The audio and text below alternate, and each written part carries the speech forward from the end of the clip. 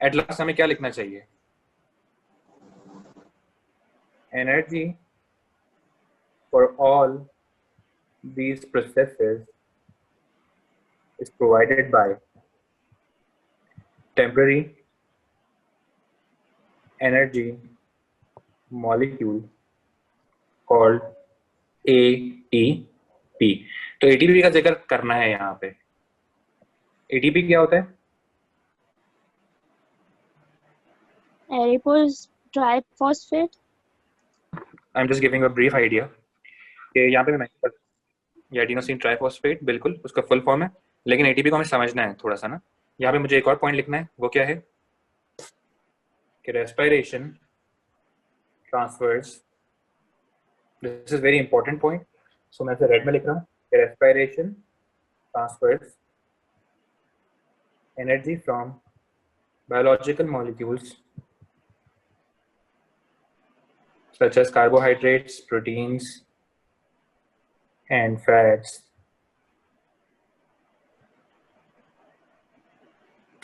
to ATP. ठीक है? Now, what is ATP? ATP is adenosine triphosphate, exactly. That is basically the full form. लेकिन समझना है इस बात को, रेस्पिरेशन जब हो रही होती है ना, तो रेस्पिरेशन में बहुत सारी एनर्जी एक साथ रिलीज हो रही होती है, ठीक है ना। और अगर बहुत सारी एनर्जी एक साथ रिलीज हो जाए और अगर इस एनर्जी को स्टोर नहीं किया गया, तो ये एनर्जी क्या करेगी? तबाही मचा देगी। यानी रेस्पिरेशन हो रही है सेल के अंदर, तो बहुत सारी एनर्जी एक साथ रिलीज होगी और वो हीट में कन्वर्ट हो जाएगी। अगर उसको स्टोर नहीं किया तो वो हीट में कन्वर्ट हो जाएगी and cell can be destroyed. ठीक है, समझ में आई बात? दूसरी चीज, अगर एनर्जी एक साथ रिलीज हो जाए, बहुत सारी, मतलब एनर्जी सारी रिलीज हो जाए, ठीक है, तो सेल यूज भी नहीं कर पाएगा।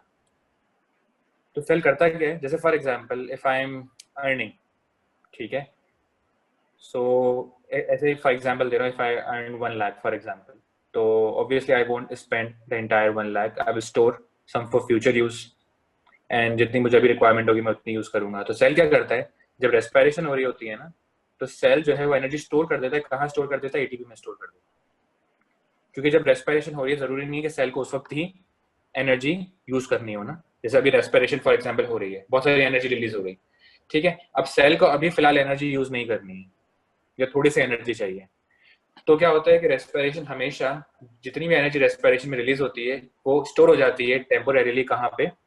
एटीपी में। सही है, तो इसलिए हम क्या बोलते हैं कि ATP is a temporary energy molecule. सही है, समझ में आ गई बात? तो रेस्पिरेशन होगी, रेस्पिरेशन से जितनी भी एनर्जी रिलीज होगी वो एटीपी मॉलिक्यूल्स में स्टोर हो जाएगी, और जब सेल को जरूरत होगी तो ATP will provide the energy. समझ में आई बात? इसलिए मैंने लिखा है कि energy for all these processes is provided by temporary energy molecule called ATP.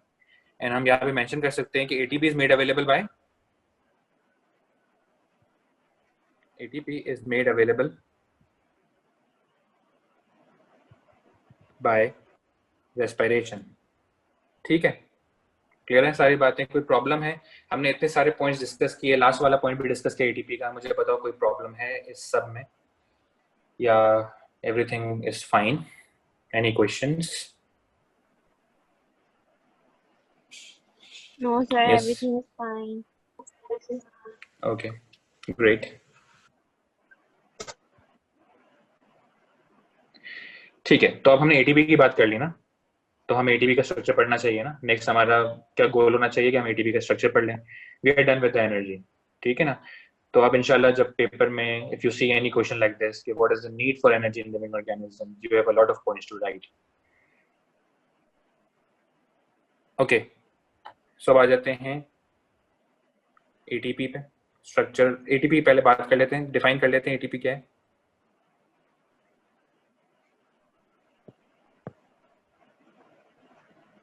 ATP के लिए हम यूज करते हैं टेम्पररी एनर्जी मॉलिक्यूल या immediate energy donor. For example अगर मुझे भी एनर्जी चाहिए तो जो है इमीडिएटली मुझे कौन एनर्जी प्रोवाइड कर देगा? एटीपी प्रोवाइड कर देगा। देखो ना, क्योंकि जैसे कार्बोहाइड्रेट्स हो गए, प्रोटीन्स हो गए, फैट्स हो गए, इनको ब्रेक डाउन होने में टाइम लगता है ना, ऐसे ही है।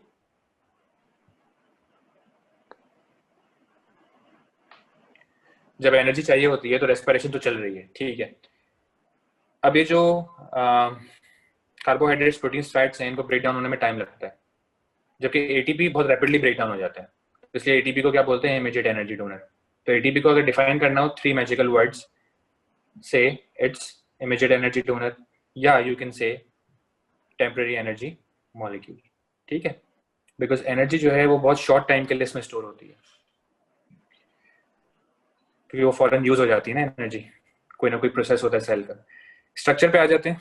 स्ट्रक्चर कैसा है एटीपी का? तुम लोगों ने पढ़ा है ना structure, can you guys tell me? अच्छा, एटीपी का फुल फॉर्म लिख दूं यहाँ पे। What is the full form of ATP? Adenosine triphosphate. So can you tell me the structure of ATP?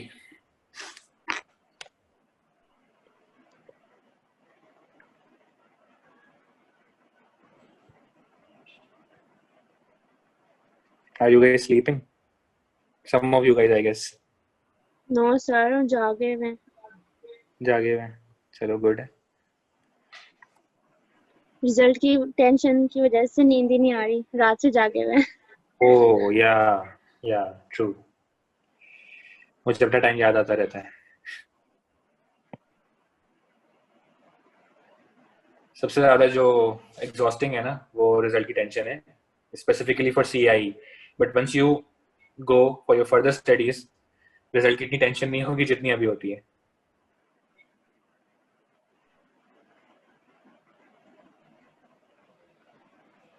खैर, एज ए टीचर मुझे भी हो रही होती है टेंशन कि मेरे स्टूडेंट्स के क्या रिजल्ट्स आएंगे, बट इस दफा कम है क्योंकि पेपर ही नहीं हुए and everything is evidence based, so let's see what happens.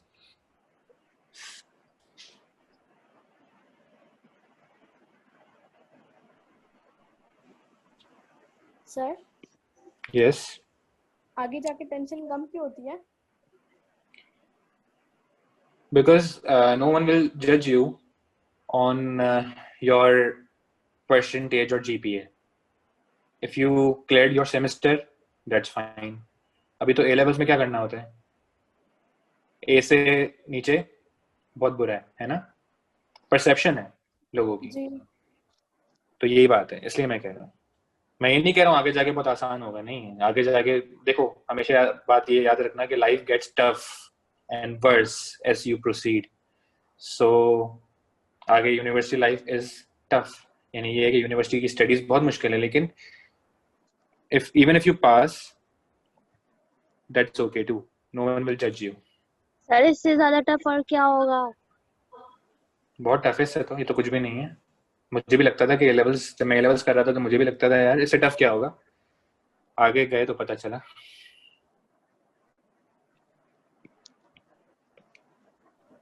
It's okay. देखो, बात सारी ये होती है कि जब हम आगे जाते हैं ना तो ऑब्वियसली हमारा IQ बढ़ता है, हमारा लेवल भी बढ़ता है, तो डिफिकल्टी उतनी ही रहेगी तुम्हारे लिए ना। अभी जो तुम्हारा लेवल है, जो तुम्हारा मेंटल लेवल है, IQ है, वो अभी A लेवल्स के हिसाब से। फॉर एग्जांपल, इफ तुम लोग जो है वो मेडिसिन में जा रहे होगे, ठीक है ना। अगर मेडिसिन में जाते हो, जैसे तुम सबके पास बायोलॉजी, और A2 में जो बायोलॉजी कंटिन्यू करता है वो मोस्टली MBBS उसका गोल होता है, ठीक है ना, या BDS गोल होता है, वट एवर। तो आगे जब जाओगे तो ऑब्वियसली मेंटल लेवल बढ़ता है, IQ बढ़ता है, जिसकी वजह से इतना मुश्किल नहीं लगेगा, हो जाएगा, कर लोगे, सब कर लेते हैं यार, हमने भी किया है। Sir, do tell about your journey of getting into DAO. Journey of getting into DAO. Okay. So basically, I wanted to go to Aga Khan and not DAO. And I cleared the AKU test. And I had a very good score. मेरा 82 score था AKU के score में, AKU के test में 82 score था, 82%. And I had straight A stars in my A levels. 4 A stars थे मेरे A levels में. So I was very good in academics. Obviously, when you are good in academics और सिर्फ academics को time दें तो आपके extra curriculars weak हो जाती हैं। तो मेरे पास बहुत कम extra curriculars थे, like 4 to 5 certificates. That's why I did not get into AKU, because AKU को चाहिए होता है all rounder, ठीक है। सो फिर डाउ की तैयारी की, डाउ का टेस्ट दिया एंड अल्हम्दुलिल्लाह got into it. 25th position थी मेरी डाउ में। सर एक बात बताएं, हम्म जो हम एमकेट देते हैं वो हम्म हर मेडिकल कॉलेज का अलग होता है या एक ही होता है और उसका स्कोर हर जगह जाता है? अभी तो एक ही हो गया ना, एनटीएस। पहले तो हम डिफरेंट थे ना। एक दफा एमकेट देंगे और वो हर कॉलेज में वही भेजेंगे? एग्जैक्टली यही होगा। सर तो ये आपको इक्विवेलेंसी से इम्पैक्ट नहीं आया डाउ में गए तो ए लेवल्स के बाद, या वो सिर्फ बातें हैं? सॉरी, वापस बोलना। ये ए लेवल से कहते हैं ना कि इक्विवेलेंसी पे इम्पैक्ट आता है, मतलब वो जब चेंज करते हैं ग्रेड तो उसमें फिर वो परसेंटेज की बातें करते हैं लोग के। नहीं नहीं, ऐसा कुछ नहीं है, ये सब बेकार बातें हैं, बिल्कुल बेकार बातें हैं। मैं ए लेवल्स का हूँ एंड मेरा मेरिट नंबर 25 है। ठीक है, ये सर बातें सही डाउ है कि डाउ में ग्रेड्स अच्छे चाहिए। डाउ में जाने के लिए you need straight edge, at least straight edge होने चाहिए, तो आपको मेरिट पे मिलता है। ठीक है,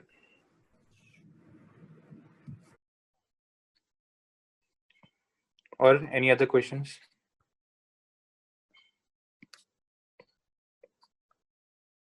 ऐसी कोई बात नहीं है कि अगर किसी ने ए लेवल्स किया हुआ है तो उसका डाउ में नहीं होगा। मेरे बैच में काफी लोग हैं जो ए लेवल्स के हैं।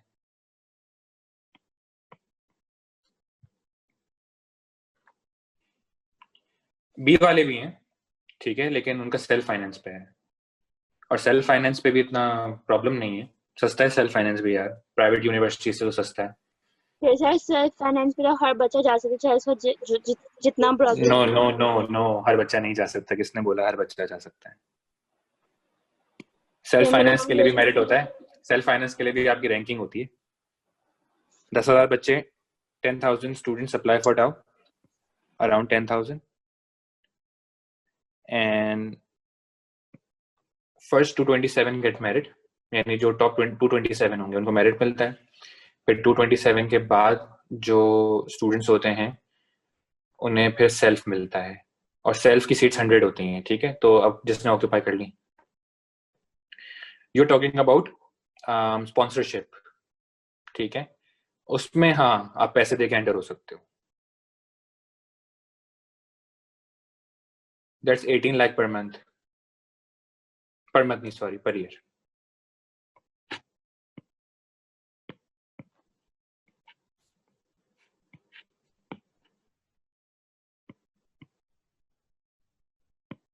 क्या सर वर्ड ये लग रहा है? वाली क्या बात बताई? कौन सी वाली? स्पॉन्सरशिप वाली? हाँ। देखो स्पॉन्सरशिप जो है वो एक अलग चीज है, यानी उसमें आप जो है कुछ सीट्स ऐसी होती हैं जो स्पॉन्सर्ड सीट्स होती हैं, यानी फॉरेनर्स की होती हैं, लेकिन फॉरेनर्स ऑक्यूपाई नहीं करते, तो लोकल्स ऑक्यूपाई कर सकते हैं पैसे देके। ये मतलब ये है कि हाई फी पे करके।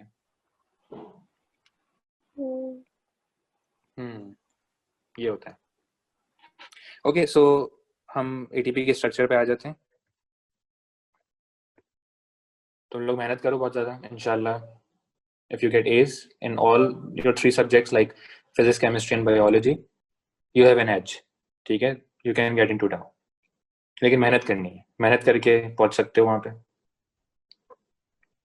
Okay, so this is the structure of ATP. ATP में क्या क्या होता है? मैं तुम लोगों से ये पूछ रहा था कि एटीपी में क्या क्या होता है। We have a 5 carbon sugar called ribose. ठीक है, and then we have a nitrogenous base called adenine। Adenine जो है वो प्यूरिन है, यानी डबल रिंग बेस है। ठीक है, तो बेसिकली जो मैंने बनाया ना स्ट्रक्चर, इस लेवल तक याद करना है। ठीक है, बुक में डिटेल दिया हुआ है जिसमें नाइट्रोजन एटम्स भी शो किए हुए हैं और you don't have to memorise that. ठीक है, तो याद रखिए कि एडेनिन होता है, एडेनिन होती है जो नाइट्रोजनस बेस है, यानी it contains nitrogen, you should know that it contains nitrogen. Ribose होता है जो बेसिकली एक 5 कार्बन शुगर है। ठीक है, 4 कार्बन रिंग के अंदर है, 5th कार्बन रिंग से बाहर है। ठीक है, and what else, to the 5th carbon are attached 3 phosphate groups. ठीक है, सो दिस इज एटीपी। अब अगर हम बात करें for example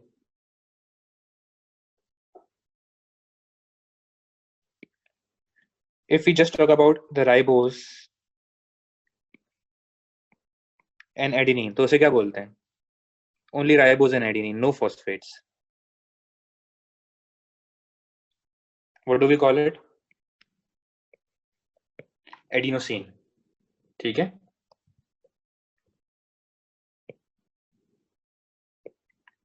Just the ribose and the adenine are called adenosine. ठीक है? और इसके अलावा if we add one phosphate group, then what happens? क्या बोलेंगे उसे?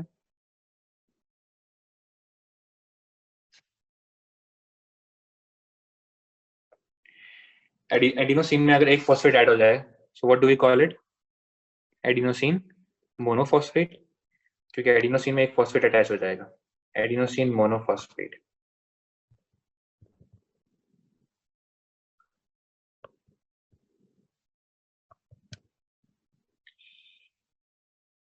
आ जाएगा रिजल्ट, डोंट वरी। तुम लोग बार बार कह रहे हो नहीं आया नहीं आया, आ जाएगा। Just try to ignore it, divert your mind. ठीक है, क्लास को एंजॉय करो। मुझे बताओ, इसके बाद तुम्हारी कोई क्लास है या बस तुम्हारी रोज 8 to 10 क्लास ही होती है? बस यही है, ट्यूसडे को सिर्फ आपकी होती है। अच्छा, ग्रेट है। 8 to 10 में फारिग। सर, जो प्राइवेट मैं- मैसेज हम भेजते हैं दूसरे को, वो आपके पास भी डिलीवर होता है? जी। अच्छा,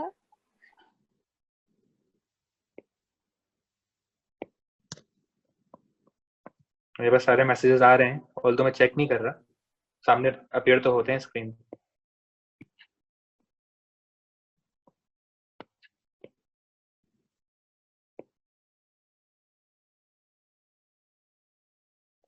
ओके, सो अगर 2 फॉस्फेट्स हो जाएं तो क्या बोलेंगे?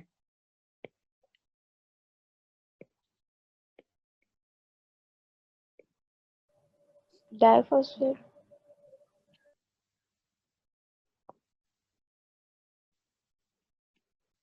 एडिनोसिन डाइफॉस्फेट, ठीक है ना?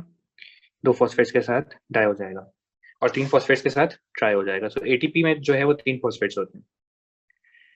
मैं ये सब क्यों बता रहा हूँ? क्योंकि एटीपी ब्रेकडाउन भी हो सकता है ना, एटीपी ब्रेकडाउन भी होता है, बनता भी है। तो ब्रेकडाउन कैसे होगा वो हम डिस्कस करेंगे, इसलिए हमें पता होना चाहिए इन तीनों टर्म्स के बारे में, adenosine, adenosine monophosphate, adenosine diphosphate and adenosine triphosphate.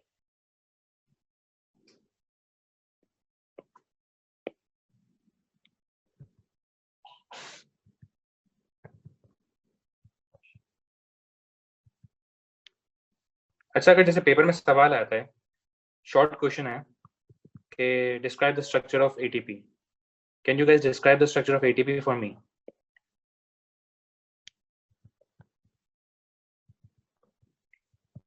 मतलब सिर्फ डिस्क्राइब करना है, ठीक है? डिस्क्रिप्शन कोई दे सकता है एटीपी के स्ट्रक्चर की?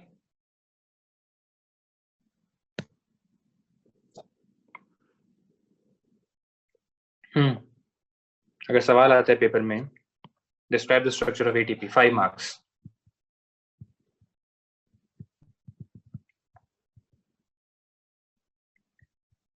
तो क्या आंसर होगा उसका? बताओ। सम न्यू स्टूडेंट्स, स्टूडेंट्स को, और कुछ स्टूडेंट्स को मैं सुन नहीं पा रहा।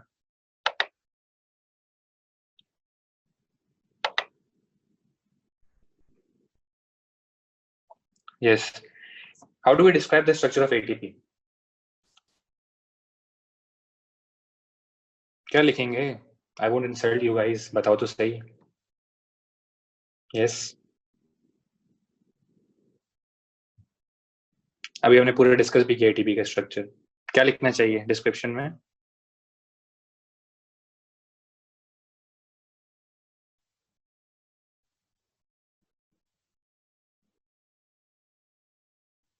sir, it's a Yes. nucleotide consists of 3 main structures: nitrogenous base, adenine, and sugar ribose. Very good. ठीक है, And so chain of 3 phosphate groups. very good, excellent.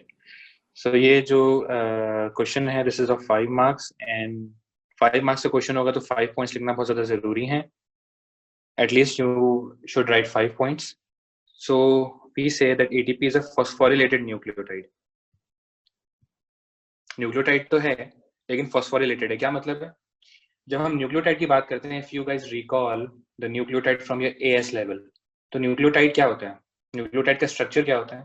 अगर एएस से उसको हम रिकॉल करें तो उसमें एक नाइट्रोजनस बेस होती है और एक पेंटोस शुगर होता है जो कि 5 कार्बन शुगर होता है, और एक फॉस्फेट होता है. 3 फॉस्फेट कभी भी नहीं होते न्यूक्लियोटाइड के अंदर, एक ही फॉस्फेट होता है ना.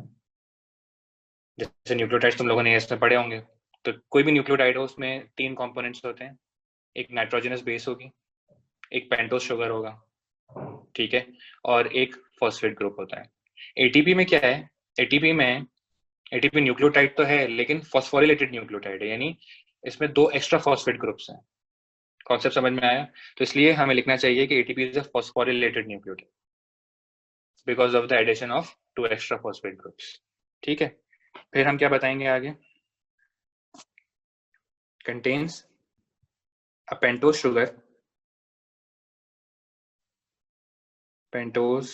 Sugar called ribose.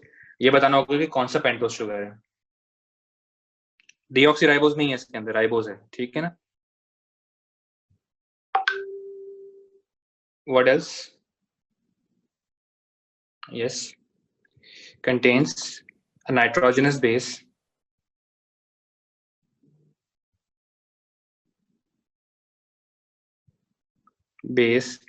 called adenine. उसके अलावा contains 3 phosphate group. ठीक है, और सर लेकिन ये अभी 4 पॉइंट हुए. बोलो. It is bonded to ribose, जो phosphate group है ये ribose से bonded. ठीक है, वो लिख लेते हैं यहाँ पे. 5th पॉइंट भी तो लिखना है ना. क्या लिखेंगे? Adenine is bonded to ribose and phosphate groups are also bonded to ribose by covalent bonds. Covalent bonds का जिक्र कर दो. ये सारे बॉन्ड्स कोवेलेंट है ना जो बॉन्ड कर रहे हैं, तो इससे आपका 5th पॉइंट भी हो जाएगा. ठीक है, this is how we describe the structure of ATP. Okay, next question.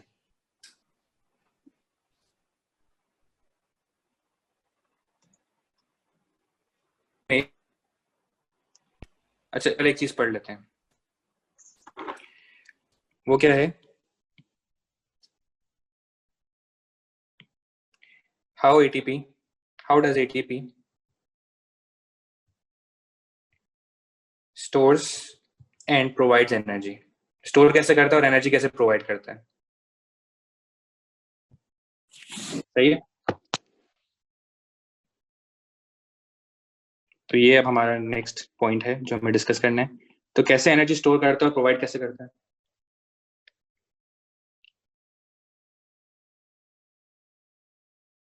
Usually जब एनर्जी मिल रही होती है, रेस्पिरेशन हो रही है, रेस्पिरेशन एक प्रोसेस हो रहा है, ठीक है, उससे एनर्जी रिलीज हो रही है, तो क्या होता है कि जो सेल के अंदर एडीपी होता है, it reacts with phosphate.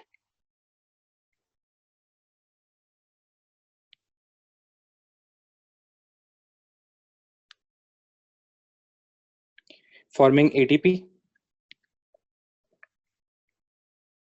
and water.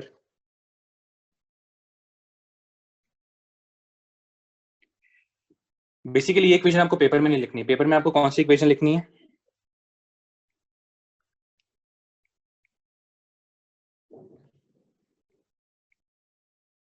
ये वाली. मैंने फिर ऊपर वाली इक्वेशन क्यों लिखी है? क्योंकि मुझे आपको कुछ समझाना था, इसलिए लिखी है. लिखिए, अब समझा रहा हूं आपको. देखो, होता ये है कि जब एनर्जी मिलती है, एनर्जी रेस्पिरेशन से आ रही है, तो एटीपी फॉर्म हो जाता है ना. ठीक है, यानी जो एनर्जी आ रही होती है रेस्पिरेशन से, उससे एटीपी बनता कैसे है? Basically that energy is used to react ATP and the phosphate. यानी एटीपी क्या होगा?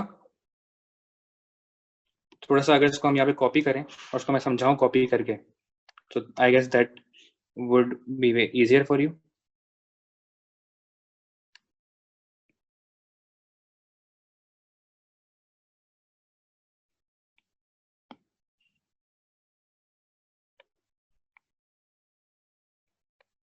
यानी होगा क्या कि जब एनर्जी आ रही है, सो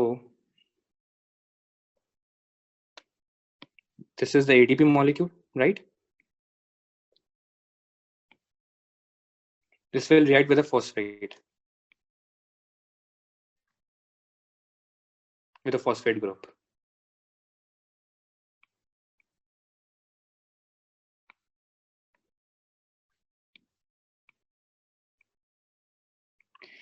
And how do they react? Obviously, energy is coming.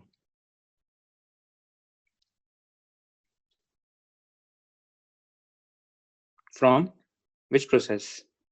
Respiration.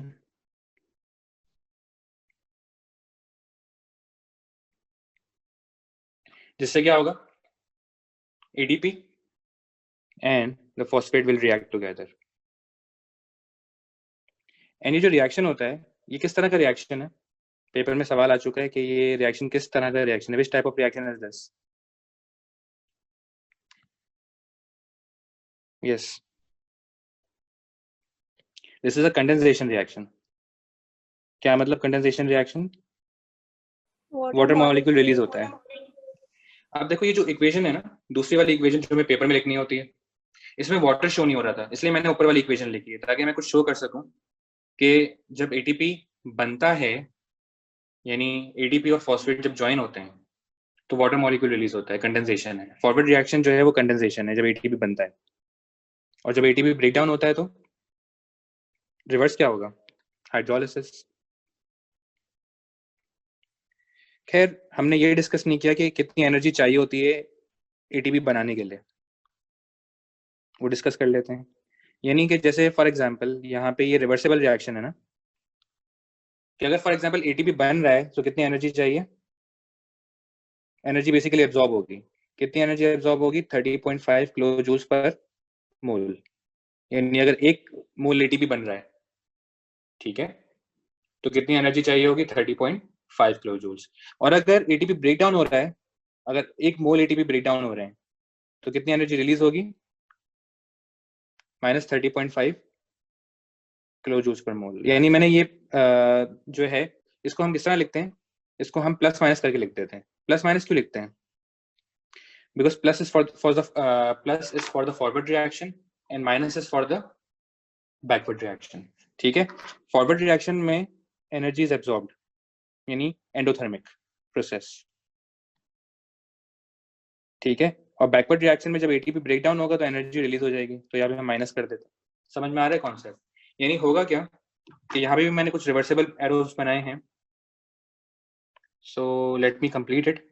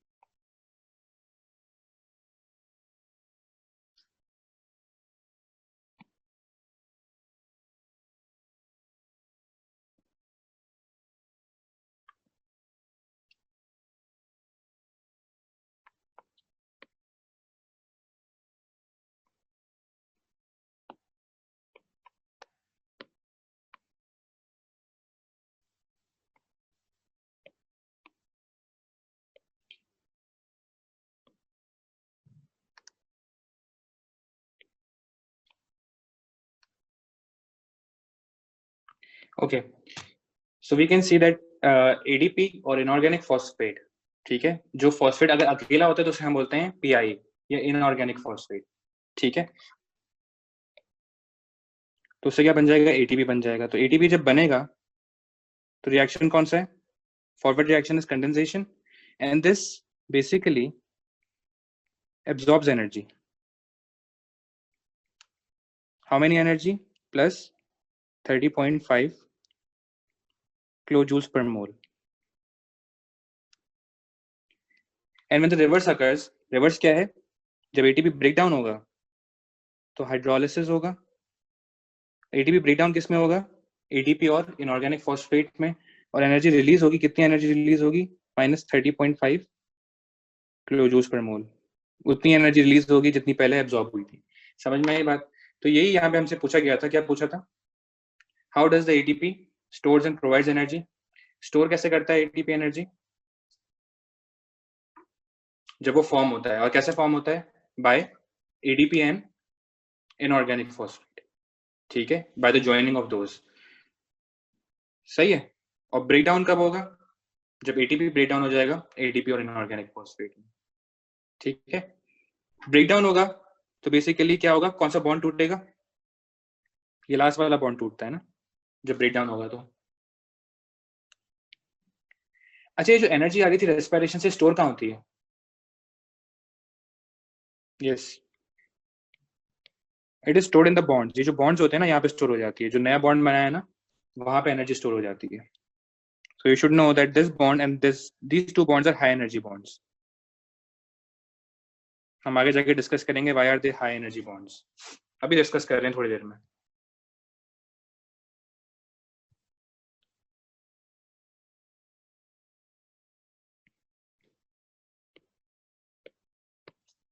And this one is the low energy bond, which is between the phosphate and the carbon. यानी बॉन्ड्स जो हैं वो फॉस्फेट के बीच में, जो बॉन्ड्स फॉस्फेट्स के बीच में है ना, वो हाई एनर्जी बॉन्ड्स हैं, और जो कार्बन और फॉस्फेट के बीच में, जैसे कार्बन नंबर 5 है ना यहाँ पे, दिस इज कार्बन नंबर 5, और उसके और फॉस्फेट के बीच में जो बॉन्ड है वो लो एनर्जी बॉन्ड। ऐसा क्यों होता है, डिस्कस कर रहे हैं इन अ व्हाइल। मुझे बताओ अभी तक कोई प्रॉब्लम है, सब समझ में आया कि how ATP stores energy and provides energy. जी सर, सब समझ आ गया। ओके, अब होता ये है कि जैसे हम यहाँ पे डिस्कस कर रहे थे कि जो एटीपी एनर्जी कैसे प्रोवाइड करेगा, कि ATP can break down into ADP and inorganic phosphate. This is how ATP provides energy.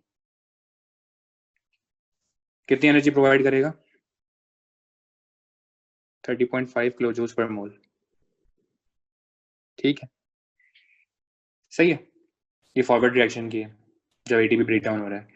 Majeed energy कैसे मिल सकती है, अगर और ज्यादा एनर्जी चाहिए हो, जैसे फॉर एग्जांपल एनर्जी डिमांड बहुत ज्यादा बढ़ गई जब हम एक्सरसाइज करने लगे, तो क्या होगा कि ADP can further break down into AMP and inorganic phosphate, यानी एक और फॉस्फेट निकल जाएगा, और इधर भी कितनी एनर्जी रिलीज होगी, -30.5 किलोजूल्स पर मोल। अब मैं समझा रहा हूँ इसको कि पहले क्या हुआ, एनर्जी चाहिए थी, तो सबसे पहले कौन सा बॉन्ड टूटेगा, सबसे पहले ये वाला बॉन्ड टूटेगा, ठीक है। जब ये वाला बॉन्ड टूटेगा, नजर आ रहा है सबको, ये वाला बॉन्ड टूटेगा, तो क्या बन जाएगा, एडीपी बन जाएगा, एडिनोसिन डाइफॉस्फेट, और इनऑर्गेनिक फॉस्फेट अलग हो जाएगा, और एनर्जी रिलीज होगी। फिर उसके बाद कौन सा बॉन्ड टूटेगा, ये वाला। अब दोनों बॉन्ड्स टूटे तो दोनों बॉन्ड्स हाई एनर्जी बॉन्ड्स हैं, तो दोनों बॉन्ड्स के टूटने से ज्यादा एनर्जी रिलीज होती है, -30.5 किलो जूल्स, ठीक है। उसके बाद क्या होगा, अगर और ज्यादा एनर्जी रिक्वायरमेंट है, यानी बहुत ज्यादा डिमांड है, तो अब क्या होगा कि एएमपी जो adenosine monophosphate can further break down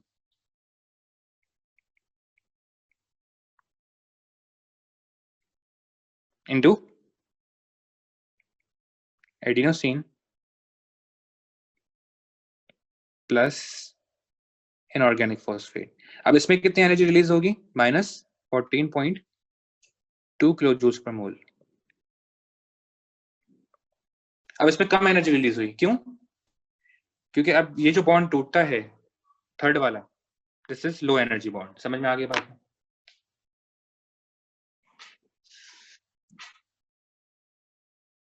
Clear?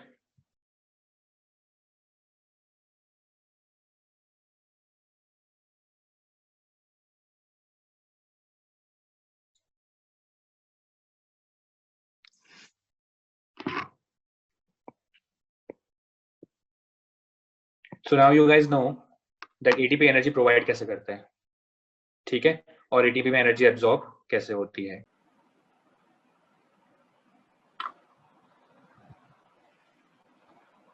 Explain why ATP is considered as universal energy currency.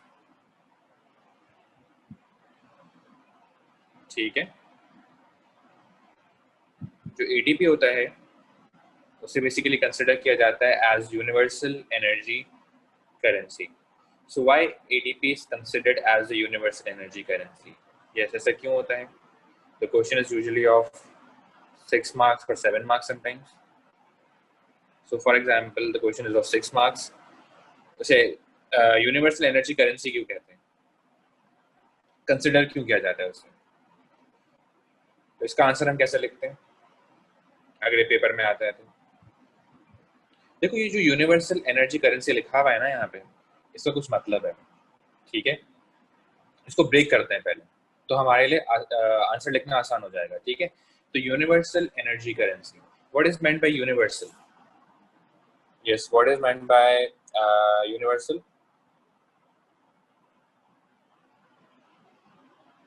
Universal का मतलब क्या होता है? यस,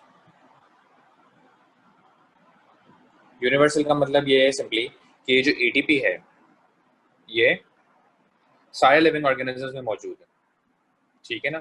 सारे जितने भी लिविंग ऑर्गेनिजम्स हैं पूरी दुनिया में, ठीक है, उन सब के सेल्स में ATP ही एनर्जी प्रोवाइड करता है, ठीक है. तो वो यूनिवर्सल हो गया, समझ में? बट यूनिवर्सल वर्ड इसलिए यूज किया जाता है. एक चीज अगर यूनिवर्सल है तो वो पूरी दुनिया में फैली हुई है, ठीक है, पूरे यूनिवर्स में है. Okay, then energy currency. So what is meant by energy currency? Currency क्या होती है? What is currency? For example, if you have the currency right now, you can go and spend it immediately. ऐसा ही है ना, मतलब आपके पास पैसे किस फॉर्म में होते हैं? आपके पास पैसे बॉन्ड्स की फॉर्म में होते हैं, चेक की फॉर्म में होते हैं, पे ऑर्डर की फॉर्म में होते हैं, ठीक है. But what you can spend immediately, अगर आप शॉपकीपर के पास जाते हो और उसको बोलते हो कि यार मुझे जो है I need to buy biscuits, let's मतलब टेक द चेक, तो वो चेक तो नहीं लेगा ना आपसे. या उसको बोलोगे टेक पे ऑर्डर भी नहीं लेगा वो आपसे, ठीक है. वो आपसे क्या लेगा? वो आपसे नोट लेगा, करेंसी लेगा, ठीक है ना. तो ATP जो है वही करेंसी है, एनर्जी करेंसी, यानी इमीडिएट एनर्जी डोनर है. समझ में आई बात? ठीक है. तो इस क्वेश्चन को हम ये मॉडिफाई भी कर सकते हैं कि कभी कभी क्वेश्चन इस तरह भी आता है कि why explain why ATP is suitable, यानी ATP ही क्यों, why not any other molecule. Explain why ATP is suitable as a universal energy currency. ठीक है, तो ATP suitable क्यों है, कोई और मॉलिक्यूल क्यों नहीं? तो हमें ये बातें भी लिखनी होंगी, ठीक है. तो इस आंसर में हम क्या लिखते हैं? What do we write in the answer? Yes, सबसे पहले तो हम लिखेंगे, क्योंकि सबसे पहले तो हम यूनिवर्सल की बात करेंगे ना, तो क्या लिखेंगे आंसर में? ATP is found in all the living cells, ठीक है. ATP is found in all the living cells, या found in all the living organisms. सही है. या इसको हम ये लिख सकते हैं कि ATP provides energy in all living cells, या it is found in all living organisms, ठीक है. ये provides energy in all living organisms, whatever you want to write, सबका मतलब एक ही है, ठीक है. इसके अलावा हम और क्या पॉइंट्स लिख सकते हैं? Yes, ATP are small packets of energy. ठीक है, करेंसी जो होती है वो यूजुअली स्मॉल पैकेट्स में होती है। करेंसी बोला गया ना इसको, एनर्जी करेंसी, तो करेंसी यूजुअली स्मॉल पैकेट्स में होती है। करेंसी जैसे फॉर एग्जांपल 50,000 का कोई नोट नहीं होगा, ठीक है, 10,000 का नोट नहीं होता, मिनिमम रखी जाती है करेंसी। ये तो पाकिस्तान में 5,000 तक भी रखी हुई है, 5,000 का भी नोट है, लेकिन if you go to USA, ठीक है, तो आपको $100 मिलते हैं, सही है, $100 का आपको नोट मिलता है। तो करेंसी जो है ना वो यूजुअली स्मॉल पैकेट्स में होती है। यानी क्या होता है कि ATP are like the small packets of energy. Packets का मतलब क्या है कि हर एटीपी एक पैकेट है एनर्जी का, ठीक है, जो थोड़ी थोड़ी एनर्जी प्रोवाइड करता है। जैसे एक एटीपी 30.5 किलो जूल्स, दूसरी एटीपी 30.5 किलो जूल्स। ऐसा नहीं है कि एक ही एटीपी है जो सारी एनर्जी एक साथ प्रोवाइड कर रहे हैं, ऐसा नहीं होता, ठीक है, बहुत सारे एटीपी होते हैं और हर एटीपी में थोड़ी थोड़ी एनर्जी है। They are the small packets of energy, ठीक है। इसके अलावा एटीपी आर इमीडिएट या ATP is immediate energy donor. जैसे मैंने आपको बताया कि करेंसी क्या होती है, इमीडिएट एनर्जी डोनर होती है।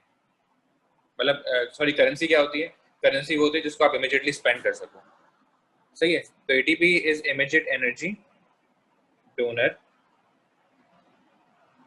सही है। तो ये हमने बातें कर दी कि ATP is immediate energy donor, ATP are small packets of energy, और ATP provide energy in all the living cells found in all the living organisms, ठीक है। अच्छा, इसके अलावा हम और क्या पॉइंट्स लिख सकते हैं इस आंसर के अंदर कि अब जैसे आप एटीपी को एनर्जी करेंसी बोल रहे हो, तो एनर्जी करेंसी आप किस बेसिस पे बोल रहे हो एटीपी को? एटीपी एनर्जी प्रोवाइड कर सकता है ना, ठीक है। ATP can be spent to provide energy, right. तो कैसे प्रोवाइड करता है ATP energy? ATP can be hydrolysed, ये आपको पूरा बताना होता है कि कैसे प्रोवाइड करता है। हाइड्रोलिसिस होता है, हमने लास्ट क्लास में डिस्कस किया था कि एटीपी का क्या होता है, हाइड्रोलिसिस होता है। तो ATP can be hydrolysed to yield how much energy? 30.5 kilojoules per mole of energy, ठीक है। जब भी आप ये बात करते हो तो you do write the equation, क्योंकि इक्वेशन लिखने के पेपर में मार्क्स होते हैं। तो इक्वेशन आप किस तरह लिखते हो? आप इक्वेशन में रिवर्सिबल एरो शो करना बहुत जरूरी है आपको। तो जब आप इक्वेशन लिखते हो तो हमेशा रिवर्सिबल एरो शो करना। ATP is hydrolyzed to ADP and inorganic phosphate। तो ये इक्वेशन लिखना बहुत जरूरी है और उसमें रिवर्सिबल एरो बहुत ज्यादा इंपॉर्टेंट है, ठीक है।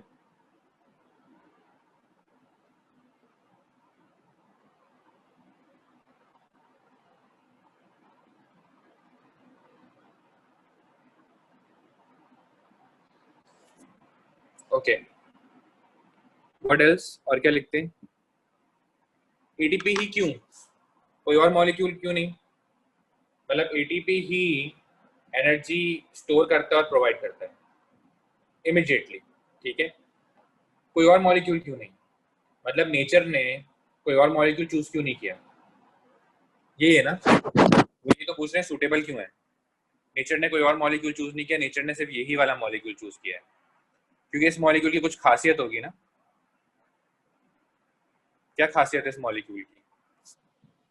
देखो, अगर एक मॉलिक्यूल है सेल के अंदर जिसे एनर्जी प्रोवाइड करनी है, अब फॉर एग्जांपल इतना बड़ा सेल है, ठीक है, चलो समझो दिस इज अ सेल, ठीक है। अब फॉर एग्जांपल सब मेरी वीडियो देख सकते हैं, you guys should have my video on the side, ठीक है। स्क्रीन जो शेयर हो रही है वो मेन होनी चाहिए और मेरी वीडियो साइड में होनी चाहिए, ठीक है। तो वीडियो देखोगे तो ज्यादा अच्छा समझ में आएगा तुम लोगों को।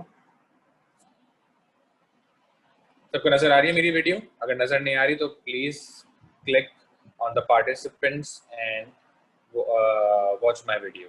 मतलब ये है कि वीडियो पे क्लिक करो तो वीडियो ऑन हो जाएगी,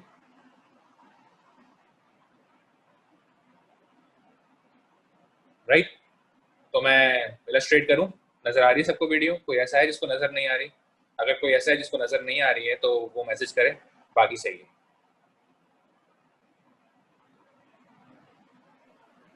सर वीडियो कहाँ है?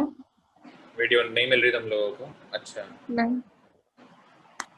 मेरी वीडियो ऑन है वैसे। दूसरे मैंने अगर तुम देखो ना तो पार्टिसिपेंट्स में मैंने 2 डिवाइसेस से लॉगिन किया हुआ है। एक डिवाइस से मेरी ऑडियो रन हो रही है और एक डिवाइस से मेरी वीडियो रन हो रही है।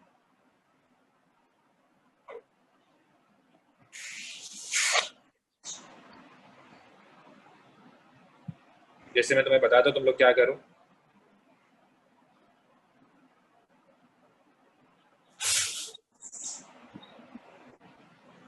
जैसे हम वीडियोस देखते हैं ना, देखो ये रही मेरी वीडियो आ रही है। जैसे अब मैंने स्क्रीन शेयर की है ना यहाँ पे, तो जब मैं अपने आईपैड पे ऑन कर रहा हूँ तो ये वीडियो आ रही है। तो तुम लोग भी जो है वो एक डिवाइस में वीडियो नहीं आ रही जो जिससे मैं आईपैड से आया हूँ, और मैं दूसरे डिवाइस से लैपटॉप से आया हूँ, उससे वीडियो आ रही है। तो ये क्लियर नजर आई सबको? जी।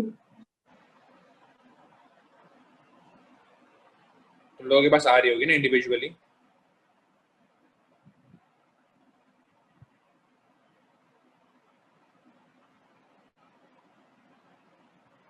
Shazal, can you see the video now?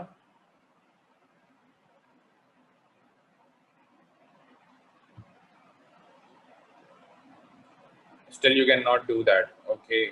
तुम लोगों ने मुझे बताओ कि कौन से डिवाइस से लॉगिन किया हुआ है? कौन से डिवाइस से लॉगिन किया है?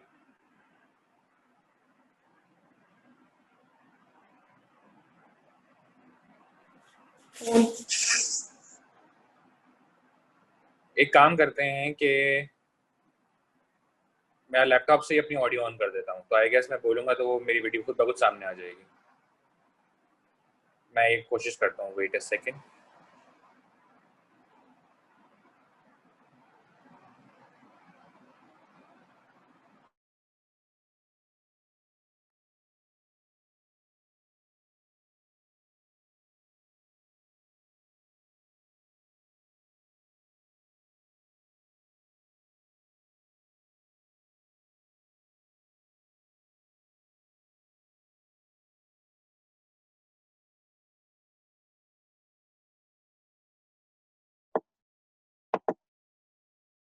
ओके, अब सही है? अब आ रही है वीडियो सामने मेरी?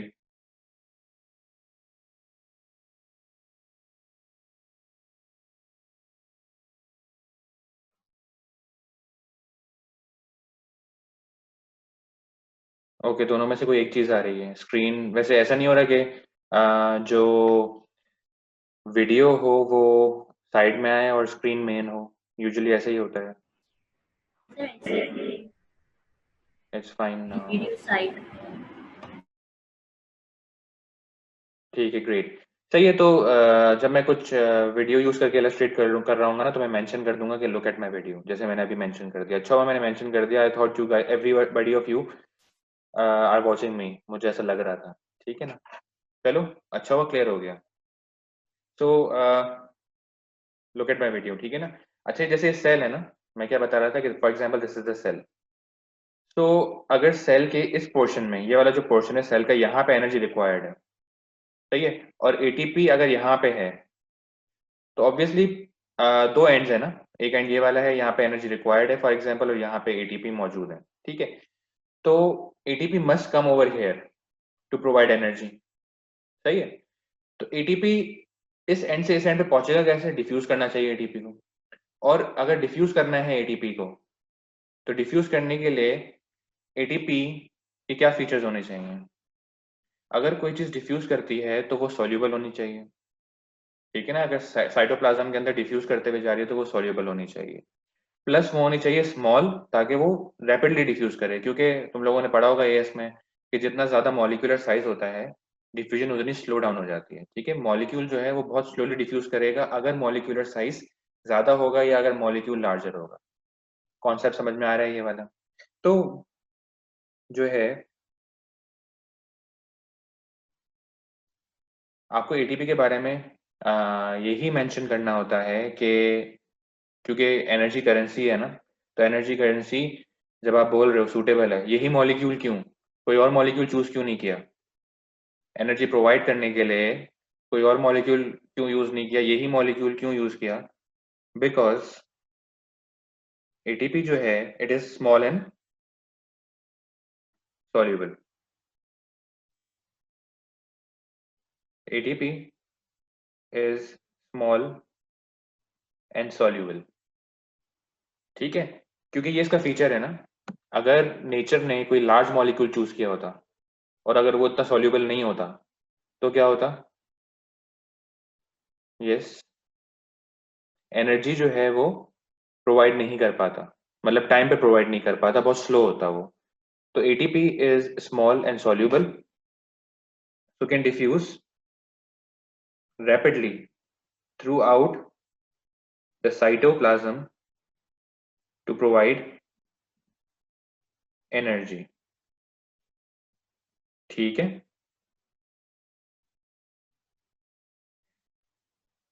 सही है। This makes ATP suitable as universal energy currency. What else? और क्या पॉइंट हम लिख सकते हैं इसके अंदर? हम लिखते हैं कि ATP has a very high turnover rate. ये तुम लोगों को स्टेटमेंट बुक में भी मिलेगी, ठीक है, और ये स्टेटमेंट तुम्हें पेपर में भी मिलेगी।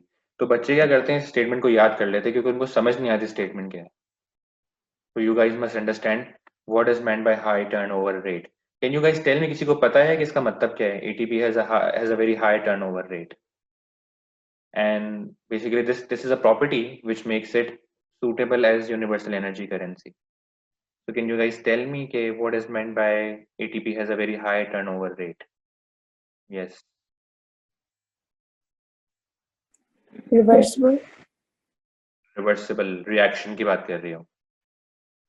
जी। एक रिएक्शन रिवर्सिबल है, मतलब एटीपी फॉर्म हो सकता है और एटीपी ब्रेक डाउन हो सकता है। रिवर्सिबल का मतलब तो यही होता है ना कि एटीपी ब्रेक डाउन होकर एनर्जी रिलीज करता है और एटीपी जो जब फॉर्म होता है तो एनर्जी एब्जॉर्ब करता है, ठीक है। तो ये तो है, ठीक है। What is meant by high turnover rate? Turnover का मतलब क्या है? सही है, टर्नओवर का मतलब है ब्रेक डाउन होना और फॉर्म होना। सही है, very good. High turnover rate का मतलब क्या होगा? सिंपली ये होगा कि it is rapidly broken down and rapidly form.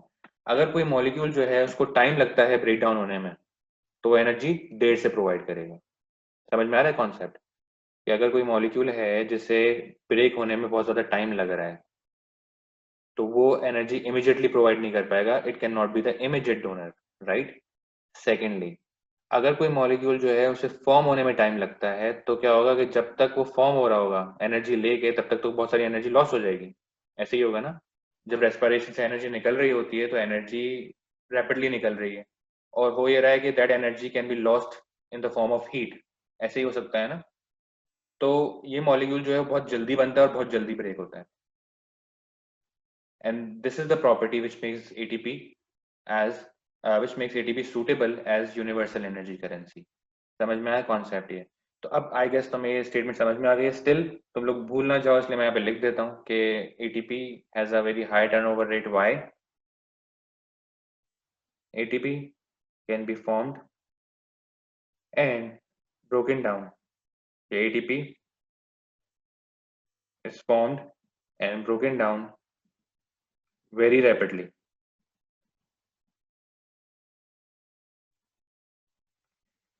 सही है, समझ में आ गई बात है? So these are the statements that we write in the answer of explain why ATP is suitable or ATP is considered as universal energy currency. ठीक है? So any problems in the entire question? समझ में आ गई सारी बातें? क्योंकि मैंने सबकी डिटेल्स में आपको मैंने बता दिया कि ये हम स्टेटमेंट्स क्यों यूज करते हैं। क्योंकि स्टूडेंट्स मुझसे यूजुअली पूछते हैं सर इसमें लिखे क्या, इस क्वेश्चन का मतलब क्या है, तो मैंने आपको मतलब भी समझा दिया और मैंने हर पॉइंट को मैंने इस तरह इलस्ट्रेट किया कि इसकी लिखने की जरूरत क्या थी। मतलब इस क्वेश्चन में ये जो सारे पॉइंट्स इनको हर पॉइंट को लिखने की क्या जरूरत थी तो वो मैंने आपको समझा दिया। तो मुझे बताओ कि कोई प्रॉब्लम है किसी को इसमें, कि जैसे किसी को लगता है कि कोई स्टेटमेंट हमने यहाँ पे यूज की तो वो क्यों यूज की है, हालांकि मैंने सब कुछ बता दिया है। but still if you have any problem you can ask me.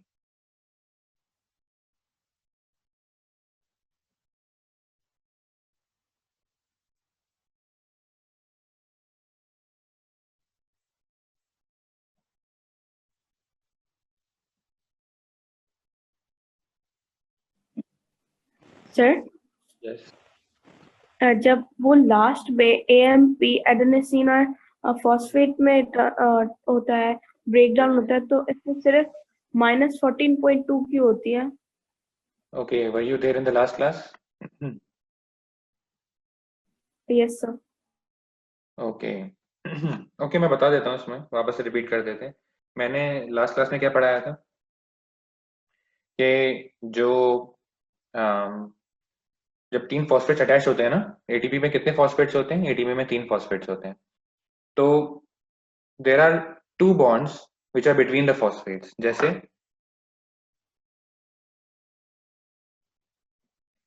एक ये वाला बॉन्ड होता है, कैन यू सी? मैं जो है वो लिख रहा हूं इसको यहाँ पे. तो एक बॉन्ड ये वाला होता है, एक बॉन्ड ये वाला होता है, और एक बॉन्ड ये वाला होता है. 3 बॉन्ड्स होते हैं ना. फॉस्फेट्स जो हैं वो अटैच्ड हैं एटीपी से. ठीक है, तो फर्स्ट और सेकंड बॉन्ड किसके बीच में है? फॉस्फेट्स के बीच में, राइट? ऐसा ही है, क्लियर है? जी. और एक बॉन्ड किसके बीच में है? फर्स्ट और सेकंड बॉन्ड तो फॉस्फेट फॉस्फेट बॉन्ड्स है ना, यानी एक फॉस्फेट ग्रुप है, दूसरा फॉस्फेट ग्रुप है, उसके बीच में बॉन्ड्स हैं, फर्स्ट एंड सेकंड. ठीक है. When you look at the third bond, तो थर्ड बॉन्ड किसके बीच में है? थर्ड बॉन्ड ये जो यहाँ पे कार्बन नंबर 5 है ना, this is the carbon number 5. तो कार्बन नंबर 5 और फॉस्फेट के बीच में थर्ड बॉन्ड है. समझ में आई बात? तो थर्ड वाला बॉन्ड डिफरेंट है. क्लियर हुई बात? यानी एक बॉन्ड जो है वो किसके बीच में है? कार्बन के बीच में और फॉस्फेट के बीच में. बाकी बॉन्ड्स फॉस्फेट फॉस्फेट के बीच में है. तो फर्स्ट एंड सेकंड बॉन्ड जो फॉस्फेट फॉस्फेट के बीच में है वो हाई एनर्जी बॉन्ड्स होते हैं, और जो थर्ड वाला बॉन्ड होता है वो लो एनर्जी बॉन्ड होता है. ये बात क्लियर हो गई यहाँ पे? जी. ठीक है, अब एक्सप्लेन करता हूँ क्विकली.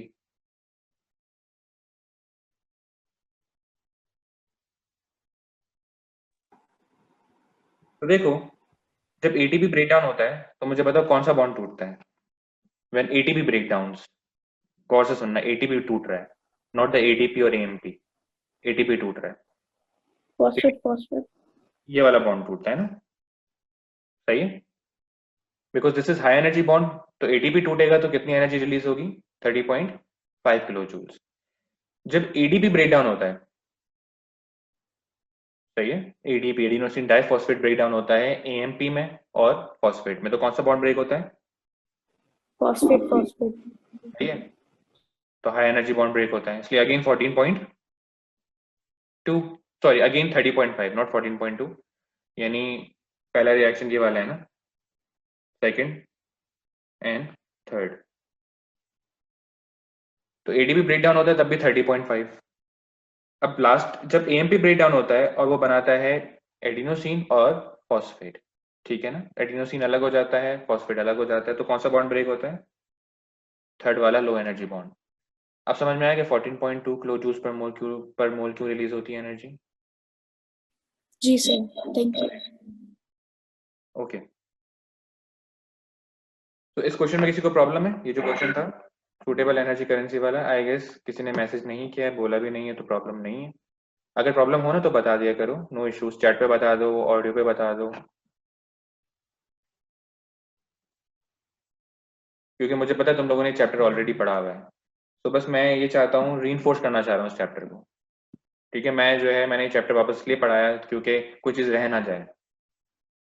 सही है ना? मैं चाहता हूँ कि जितने भी कॉन्सेप्ट्स हैं वो तुम लोग सबके पास हों. ओके, नेक्स्ट जो है हम मूव करते हैं कि कुछ एटीपी के बारे में पॉइंट्स हैं, इंपॉर्टेंट पॉइंट्स अबाउट एटीपी. ये जनरली कुछ ऐसे पॉइंट्स हैं जो आपको हेल्प करेंगे पेपर में. ये सब सिर्फ रैंडम पॉइंट्स है कुछ। तो important points about ATP guys, hold on for a second.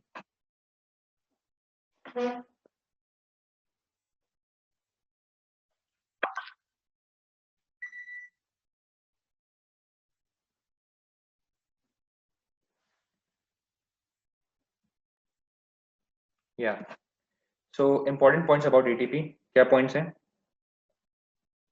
When ATP is broken down, 50% of its energy is converted to heat. यानी efficiency 100% नहीं है। जब एटीपी ब्रेकडाउन होता है ना, ठीक है, तो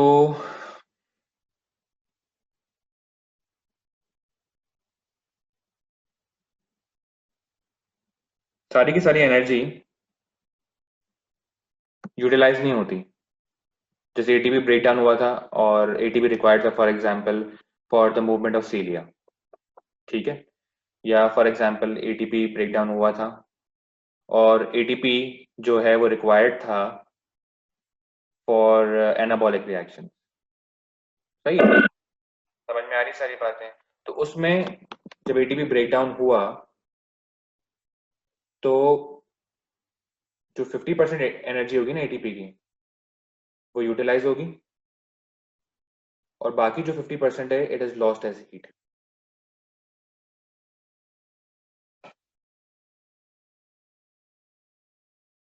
ये पॉइंट इंपॉर्टेंट है एटीपी के बारे में।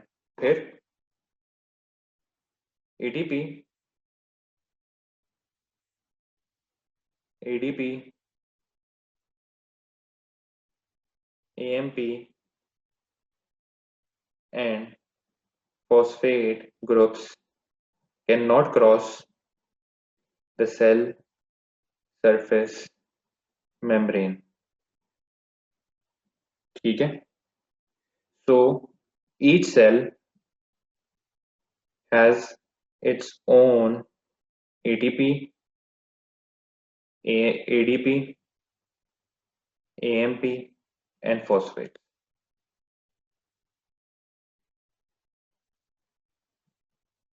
ठीक है, ये बात इंपॉर्टेंट है कि ऐसा नहीं होता कि जैसे फॉर एग्जांपल बॉडी में एक सेल एटीपी बना रहा हो और वो सारे सेल्स को प्रोवाइड कर रहा हो, ऐसा नहीं होता। ठीक है ना, समझ में आ रही है बातें। तो एटीपी हर सेल अपना खुद बनाता है, हर सेल के अंदर रेस्पिरेशन हो रही है, हर सेल के अंदर फूड मॉलिक्यूल्स ब्रेक डाउन हो रहे हैं और उन फूड मॉलिक्यूल से एनर्जी रिलीज हो रही है and that energy is used to make ATP. तो ये जो रूल है कि एटीपी सेल सरफेस मेम्ब्रेन को क्रॉस नहीं कर सकता, इस रूल की वजह से क्या कॉन्सिक्वेंस है कि हर सेल के पास अपना खुद का एटीपी होता है। पता चला एक सेल एटीपी बना रहा है और वो एटीपी उसके सेल से बाहर निकल के दूसरे सेल्स को एनर्जी प्रोवाइड कर दें, तो उस सेल का तो लॉस हो जाएगा ना। समझ में आई बात। तो ये होता है ना कि जैसे सबके पास सब अपना अपना खुद का कमाते हैं, ऐसा ही होता है। ठीक है, सबके पास अपनी अपनी खुद की करेंसी होनी चाहिए। तो ये कि सारे सेल्स जो हैं वो खुद रेस्पिरेशन करते हैं और खुद के एटीपी बनाते हैं। ठीक है, तो ये पॉइंट इंपॉर्टेंट था टू नोट।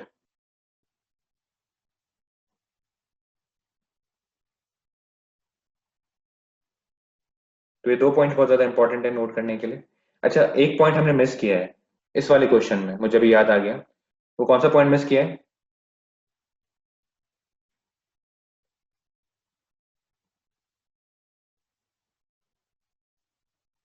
कि ATP yields, sorry, ATP links energy yielding reactions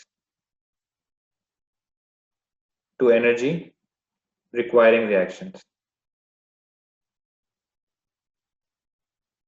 क्या मतलब है? ATP suitable energy currency molecule है ना, तो एनर्जी करेंसी मॉलिक्यूल को क्या करना चाहिए कि जिस रिएक्शन से एनर्जी मिल रही है उस रिएक्शन को लिंक कर दे जहां पे एनर्जी इस्तेमाल हो रही है। जैसे for example, again look at my video, this is the cell, यहाँ पे रेस्पिरेशन हो रहा है, यहाँ पे रेस्पिरेशन जो है उसके रिएक्शंस हो रहे हैं और यहाँ पे एनाबॉलिक रिएक्शंस हो रहे हैं। अब रेस्पिरेशन में एनर्जी रिलीज होती है, R for respiration, R for release, and यहाँ पे एनाबॉलिक रिएक्शंस में क्या होता है, एनर्जी यूटिलाइज हो रही है। तो एटीपी क्या करता है कि यहाँ से रेस्पिरेशन से एनर्जी उठाएगा और डिफ्यूज करके यहाँ पे एनाबॉलिक रिएक्शंस को एनर्जी पहुंचा देगा। समझ में आ रहा है कॉन्सेप्ट कि यहाँ पे रेस्पिरेशन हो रही है और यहाँ पे सेल में क्या हो रहा है, एनाबॉलिक रिएक्शंस। तो इन दोनों रिएक्शंस को बेसिकली एटीपी लिंक करता है, सही है ना, कि एटीपी रेस्पिरेशन से एनर्जी पिकअप करेगा और कहाँ लेके जाएगा, एनाबॉलिक रिएक्शंस तक लेके जाएगा। तो एटीपी के बारे में हम क्या बोलते हैं कि ATP links energy yielding reactions, यानी जिससे एनर्जी मिल रही है, टू एनर्जी रिक्वायरिंग रिएक्शंस, सही है। तो ये पॉइंट भी हम इसमें लिख सकते हैं, इसमें लिख सकते हैं ये वाला पॉइंट, ये वाला पॉइंट हम इसमें लिख सकते हैं कि ATP is used, ATP is suitable as energy currency.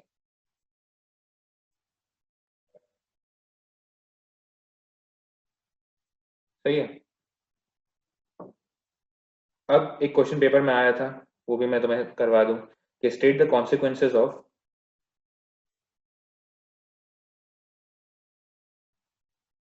The statements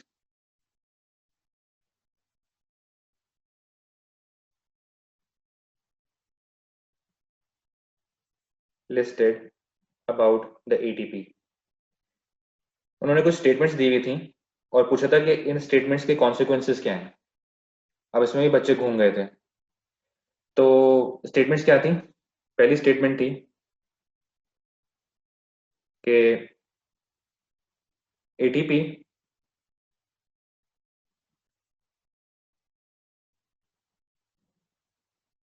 each cell has, या बल्कि हाँ,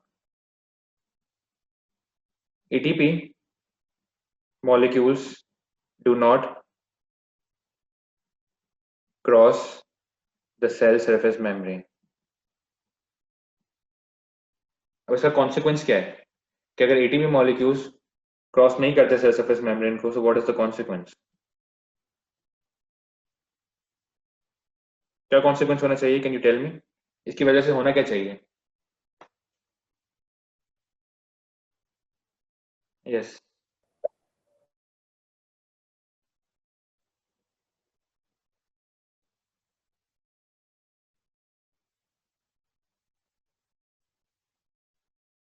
क्या होना चाहिए इसकी वजह से। मेरी आवाज क्लियर है सबको, वॉइस में तो कोई मसला नहीं है।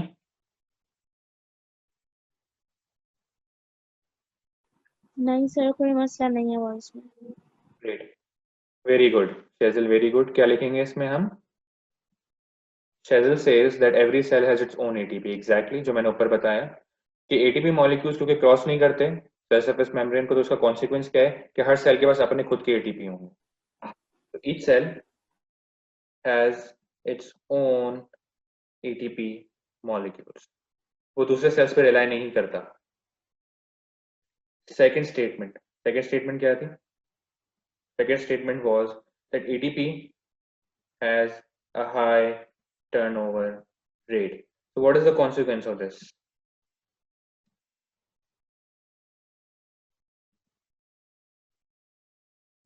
What is the consequence? का एटीपी का टर्नओवर रेट बहुत ज्यादा हाई होता है। यस, एटीपी बहुत जल्दी बन रहा है, बहुत जल्दी ब्रेक डाउन हो रहा है। तो अगर एटीपी बहुत जल्दी बन रहा है और बहुत जल्दी ब्रेक डाउन हो रहा है, for example if I am earning a lot but I am spending a lot, so what is left. जैसे अगर कोई है जो बहुत कमा रहा है, सही है, फॉर एग्जांपल ही और she is earning 10 lakhs per month for example, ठीक है, तो लोगों को लगेगा यार इसके पास बहुत सारी सेविंग होगी, ऐसे ही है ना। But if he or she spends a lot, then what, उसकी कोई सेविंग नहीं होगी, ऐसा ही है ना। तो यहाँ पे एटीपी का हाई टर्नओवर रेट का क्या मतलब है कि एटीपी बहुत रैपिडली बनता है और बहुत रैपिडली ब्रेक डाउन भी होता है। तो at a particular time each cell has a very little ATP. This is the consequence of high turnover rate. समझ में आया कॉन्सेप्ट? ये कॉन्सिक्वेंस है हाई टर्नओवर रेट का कि अगर आप सेल में किसी एक पर्टिकुलर टाइम में देखोगे, अगर आप एक पर्टिकुलर टाइम के वक्त पे किसी भी टाइम पे आप जो है वो देखोगे कि एटीपी कितना है सेल के अंदर, तो आपको बहुत कम एटीपी मिलेगा। क्यों? क्योंकि वो बहुत रैपिडली बनता है और ब्रेकडाउन भी रैपिडली हो जाता है। सही है, तो ये कॉन्सिक्वेंस है।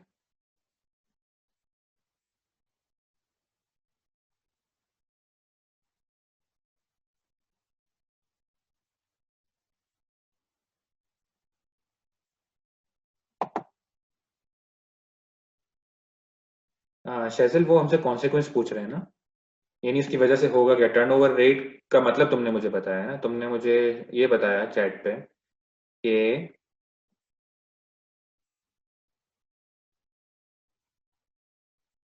तुम्हारा जो,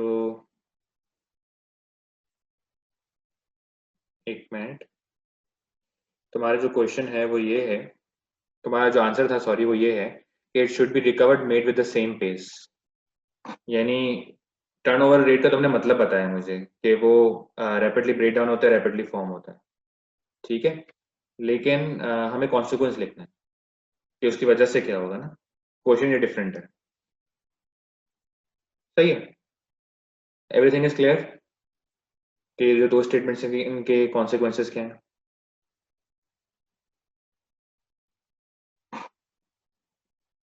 राइट।